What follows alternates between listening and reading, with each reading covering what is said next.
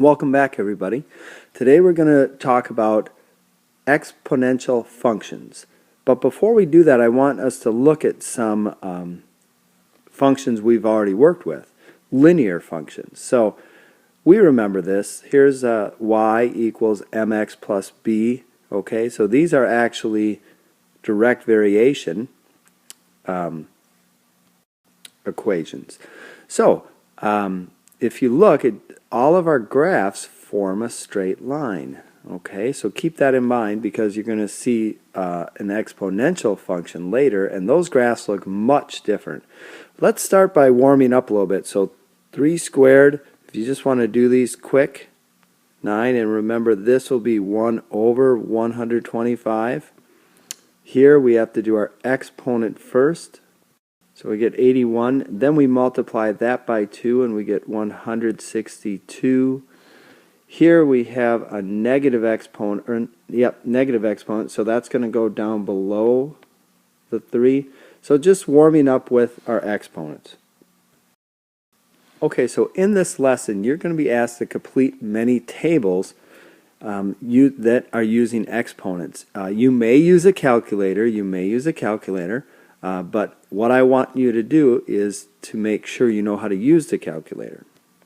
Okay, so here's what I did. I wrote some of the exponent buttons on the calculator. They vary depending on what calculator you have, but this is an exponent button. Sometimes it looks like this, x with a little y. Sometimes it looks like this, y with a little x.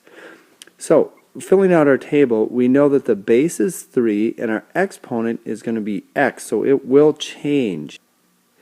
In exponential functions, what we're going to do is x is in the exponent spot, so I'm going to take the 2 and put it there. This is a 3, so I'm going to put it here. This is a 4, I'm going to put it there. Now, you can try this on your calculator. I know you know the answers to all of these anyway, but 3 squared, so you would do 3, hit the exponent button, then hit 2 and hit equals, and it should say 9.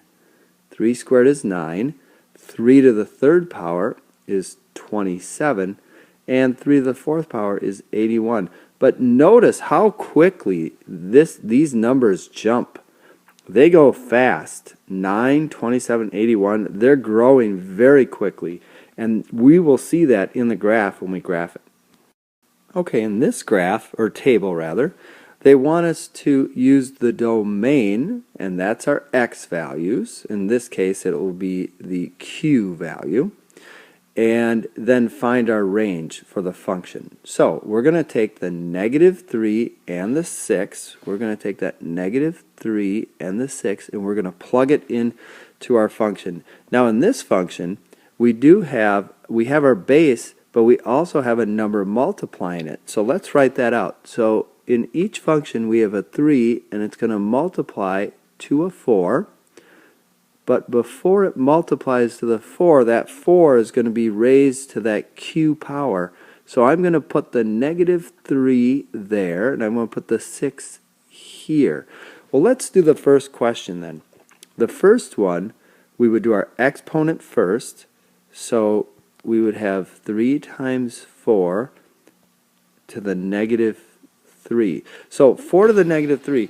I know that we know how to use fractions, but let's use our calculator to do that. So what we're going to do is we know that the 3 will be there, but we have to take care of the 4 to the third -3 power. So we'll do 4, hit our exponent button, which is that chevron, and then hit -3.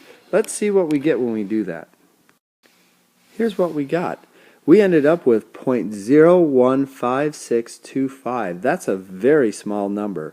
And if you think about it, it makes sense because remember, 4 to the -3rd power is really equal to 1 over 64. And if you were to divide 1 by 64, this is what you would get. Now we're not done. So after we do our exponent, then just leave it in your calculator and multiply it to the 3. So let's see what that comes up with. I'm going to write it right on the left here. I ended up with 0.046875. So that's what I'm going to write right here. Alright, now let's try using 6 for our Q value. So we'll set it up right here. I set it up, and I'm going to take my calculator and I'm going to do 4 to the 6th power, and that's a big number. I get 4,096. My last step, remember, is to multiply it then by 3. So I'm going to multiply that by 3. And what I end up with is 12,288. So notice how fast it can grow and how fast it can shrink also, like in our first example. On this slide, I wanted to expose you to a word problem. Very common one when we do exponential functions. Suppose 2 mice live in a barn. So 2 mice live in a barn. If the number of mice quadruples, that means times 4, every 3 months, how many mice will be in the barn after 2 years? Well, we have to first think about our year. In a year, here's my year, in a year we have 4 3-month periods, okay? So it says every 3 months. So in 1 year we have 1, 2, 3, 4. So in 2 years we would just go like this. We would have 8 of those, right? We end up having 8 periods here. So 4 the first year, 4 the second year. So that's going to be my exponent, my x value. That will represent x. So now all I have to do is set up my equation. So I have 2 multiplied to 4. Remember, 2 represents how many mice they started with. And then the 4 represents quadrupling. And the 8 is going to represent how many times this will happen in 2 years. Okay, so use a calculator, do this part first, and we get 256, and then we're going to multiply that by 2.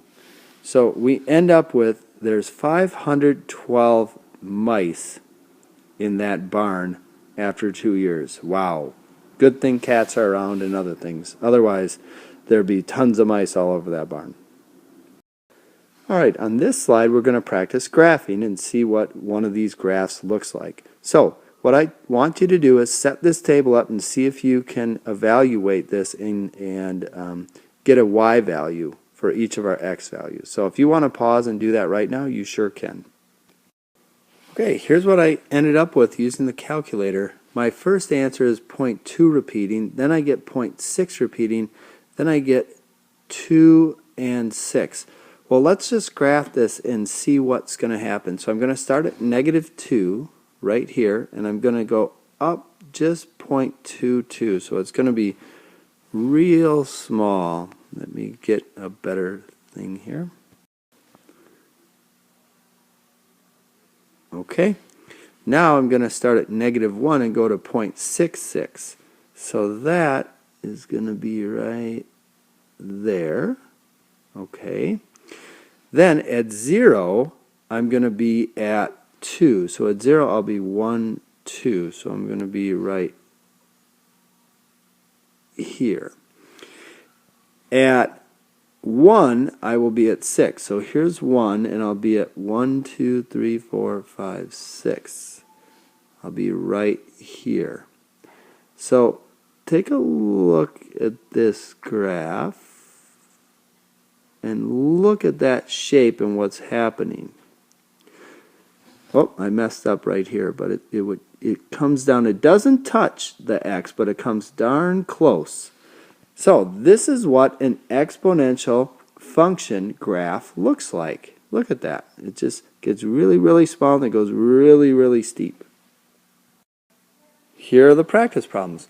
I want you to practice using your calculator and filling this table out, and we'll see how it goes, because a lot of your assignment will be using your calculator and filling out a table. Here I gave you another table, but I do want you to graph it so that you can see if your graph looks similar to mine. Bring any questions you have to class next time we meet, and take care.